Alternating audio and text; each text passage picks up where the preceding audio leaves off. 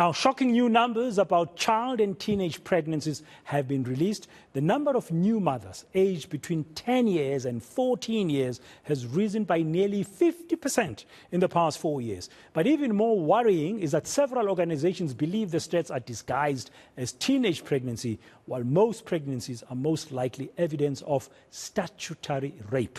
Shut It Now is an NGO aiming at educating people about sexual and reproductive health. The organization's Paul Potsan joins us now for more on this, really, what is a national tragedy. Paul, good afternoon. Welcome to today, and thank you very much for joining us. I mean, these stats are really horrific, that the number of girls who are 10 years old, between 10 and 14, who are becoming pregnant is actually this high.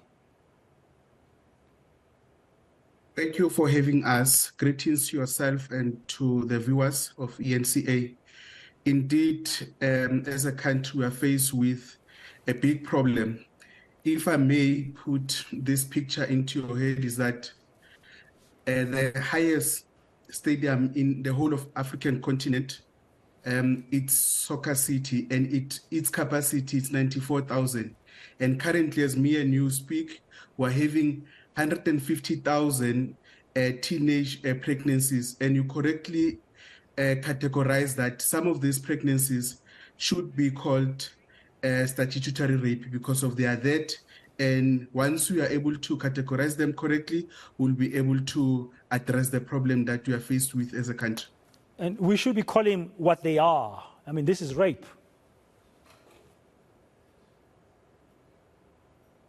Hi, Paul. Are you there, Paul? Indeed, it is a rape, and its root causes emanate. Hi, can you hear me? Yes, I can hear you now. Hello, can you hear me? Thank you. Indeed, it is a problem, and its root causes emanate from societal factors. So as a country, we're having insufficient comprehensive sexual education.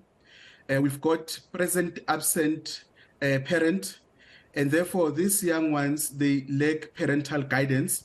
And where there is no parental guidance, peer pressure will increase, and lots of young people are exposed to sexual materials from social network, and they would want to experiment with each other.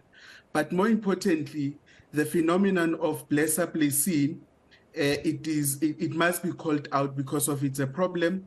And when you talk about the phenomenon of blesser placing, normally people, they think about a young girl who wants to finance their lavish lifestyle.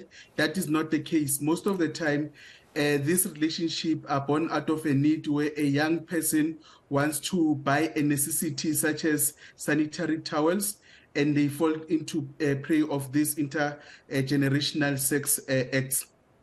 Why is there no outrage nationally against these statistics and this behavior, and where we have girls as young as 10 becoming more and more pregnant? As you say, they now fill the FNB Stadium, Soccer City. So the problem has always been around the categorization of teenage pregnancies. We call them teenage pregnancies, and in actual fact, they're supposed to be called rape. Once we call them for what they are, law enforcement agencies will know what to do, and we as societies will know what to do, and will raise our hands. A responsible man out there will know how to act, and will know what to do. Yeah. Do you think the age of consent, for sexual consent, which is 16, should be changed? I'm asking this against the background of another interview I did earlier about the new marriages bill in South Africa, which is outlawing marriages below the age of 18. Well, what is important, we can increase the age of consent, but that is not where the problem is. The problem starts with individuals, men within our communities, having to protect the young ones. So you cannot imagine, I cannot imagine myself having a sexual relations with a young person who is aged 10, 11, 12. That is outrageous. So as men, we should take accountability. That is the first thing. Then the second thing, we should educate the society. We should educate young people about sexuality, they must abstain. If they are unable to abstain, they must delay. If they are unable to delay, they must do it in a safer way.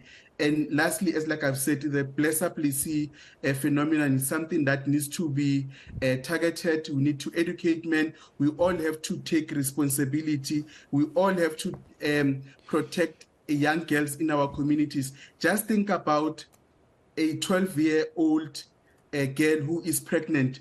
She has no business in being pregnant. She has to be in school. She has to be playing with her fellow peers, and yet she's here being pregnant. And that is what we need to correct. Legislating some of the societal problems is not the way to go, but the way to go, it is to raise awareness, is to talk about these pregnancies and labeling them for what they are. And also, we as society, we should not judge this. When you see a young person being pregnant, we should not judge them. We should give them the support that they need, and we should also speak to the parents. Parents must talk about sex. Parents must empower their children so that they become comfortable in speaking about sex, and so that the young ones can be able to report some of sexual perpetrators or predators out there. Thank you very much, Paul Potsan from Shout It Now, an NGO there that's highlighting the fact that any girl between the ages of 10 and 14 who's become pregnant has in fact been raped. We must stop calling these things teenage pregnancies. We must call them what they are, and men must be held accountable. Still,